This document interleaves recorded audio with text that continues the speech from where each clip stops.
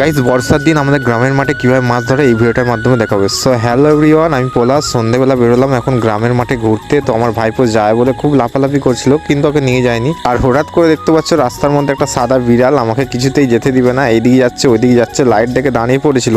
অবশেষে সাইড দিল, তারপর আমি যাচ্ছি। কিন্তু গাইস দেখো আমাদের এখানে গ্রামের রাস্তা কতটা অন্ধকার হয় দেখো, আর খুব ভয়ঙ্কর হয়। এই বর্ষার দিনে তো মানে রাস্তা দিকে চলাচল করা খুবই অসুবিধা হয়, কারণ এই বর্ষাকালে বেশি সাপের উৎপাত হয়। তো গাইস এখন যাচ্ছি আমি একা, আর দেখতে পাচ্ছ চারিদিকটা কিন্তু অন্ধকার, এত ভয় লাগছে। তারপরে দেখো আমি এলাম এখানে গ্রামের মাঠে, দেখতে পাচ্ছ এখন জল ভর্তি হয়ে গেছে, রাস্তাঘাট পুরো অন্ধকার, শুনশান, কেউ নেই। আর কদিন ধরে এত পরিমাণে বৃষ্টি হচ্ছে তাই প্রচুর মাছ উঠেছে। হঠাৎ করে দেখলাম একটা ভাই মাছ ধরতেছে, আমাদের গ্রামেরই ছেলে। দেখলাম যে একটা কই মাছ ধরেছে, তো সামনে দিয়ে দেখাচ্ছি কই মাছটাকে। তো দেখো এইটা হচ্ছে কই মাছ। তো কই মাছটা জ্যান্ত আছে। তো তারপর দেখলাম ওটা সুন্দর শামুক। তো শামুকটা কেমন লাগলো একটু কমেন্টে জানাবে। আর ভিডিওটা এখানেই শেষ করছি গাইস, টাটা।